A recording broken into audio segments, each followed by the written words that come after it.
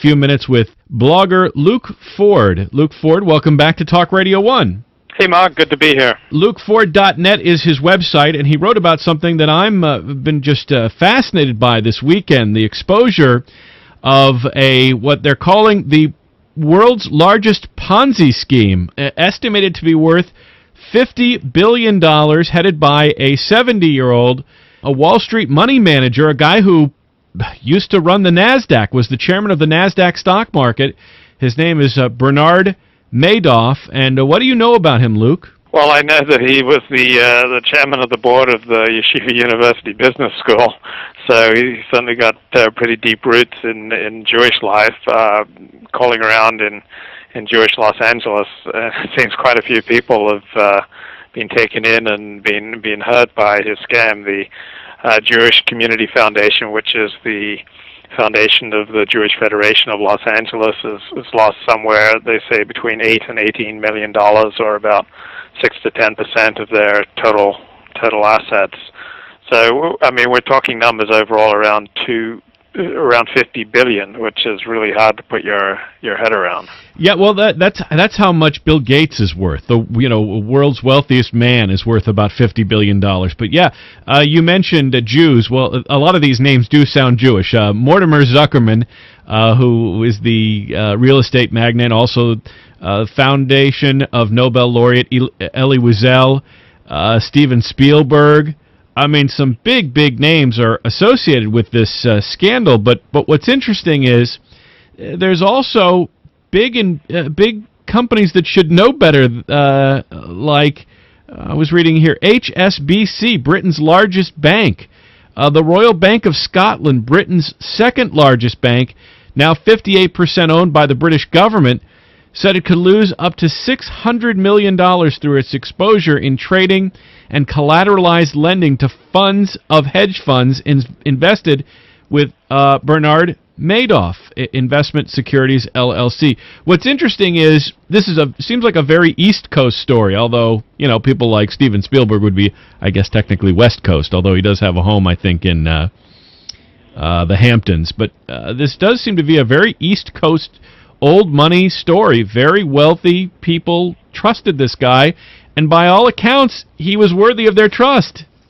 And it's hilarious. He would refuse to invest for many people. Yeah, a lot of people would come to him and say, beg him to invest with them, and he'd refuse them. Well, and here's the thing: is that this really is such a sophisticated yet such a simple con.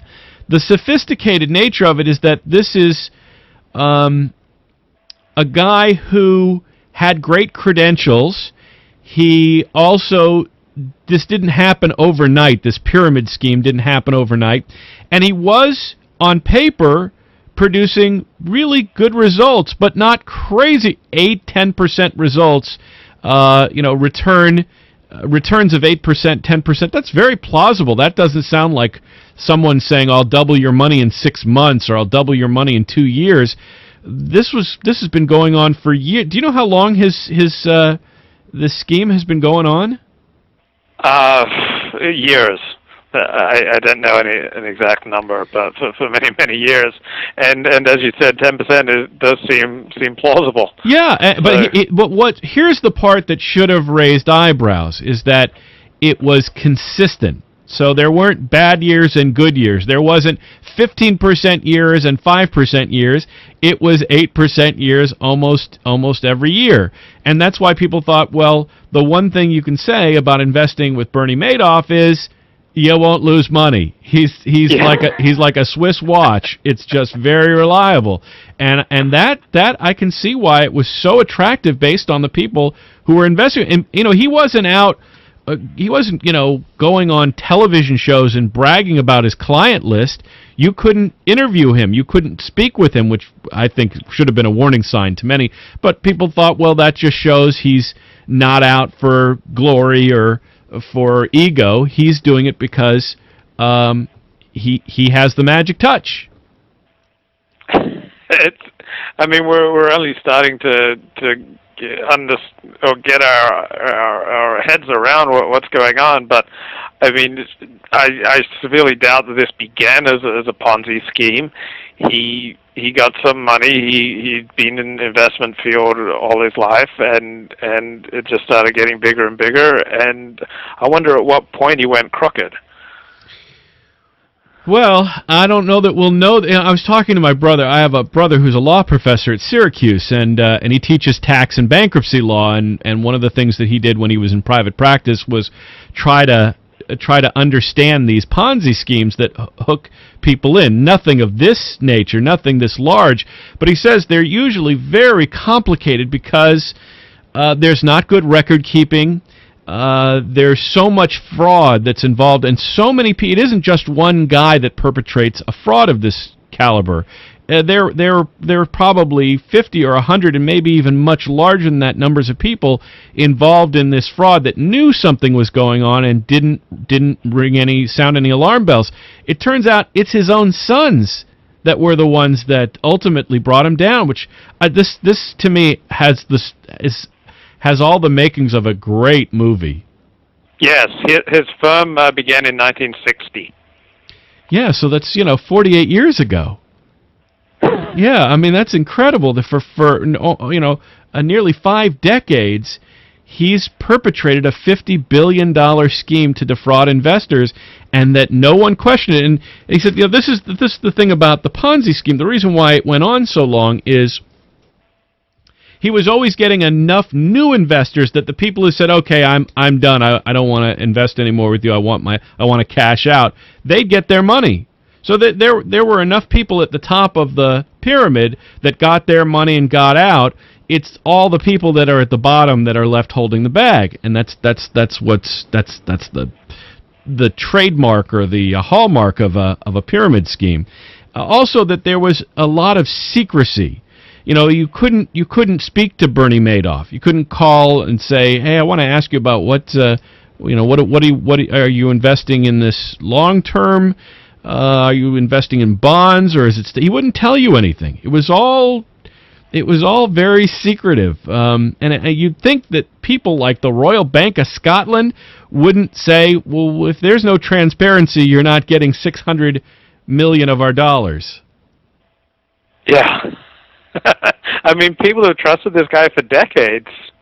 And if you wanted to take your money out, you could get your check in a few days. And he was called T-bill Bernie. I mean, he was regarded as reliable as T-bills.